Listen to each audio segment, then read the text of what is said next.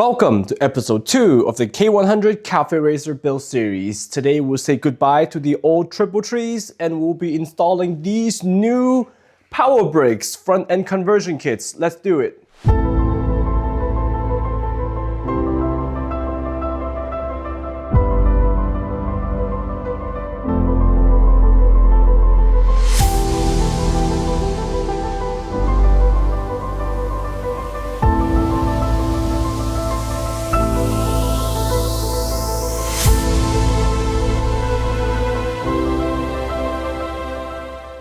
The benefits of using Powerbrick triple tree clamps is to use S1000RR forks with integrated dash and headlights.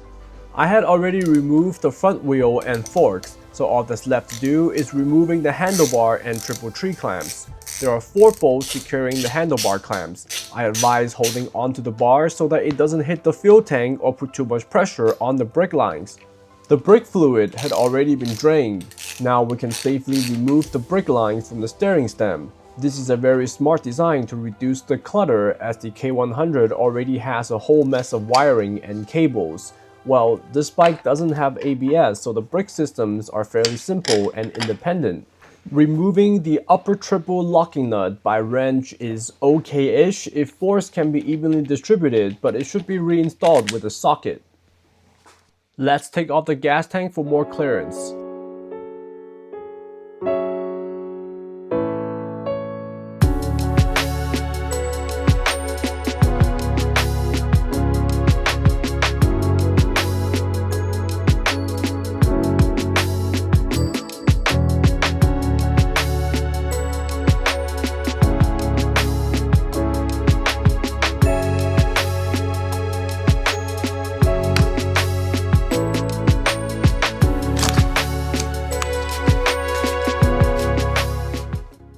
If the bearing adjustment nut is too tight, use an oil filter wrench to loosen it. Hold on to the lower triple because it will drop. Yay! The cavalry is here to help me with removing and installing new bearings. The job would be significantly easier with bearing pullers, but it's still manageable if hit all sides. Now is a good time to clean out the old grease and gunk.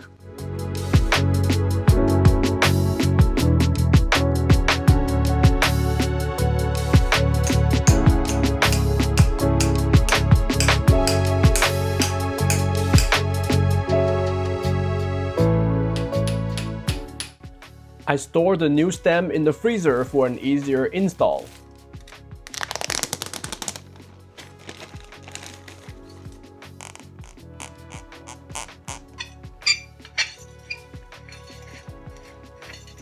I don't have a 19mm hex socket, but our bike's rear shocks is a 19 nut. I used that as an adapter and torqued it down to 30 Nm.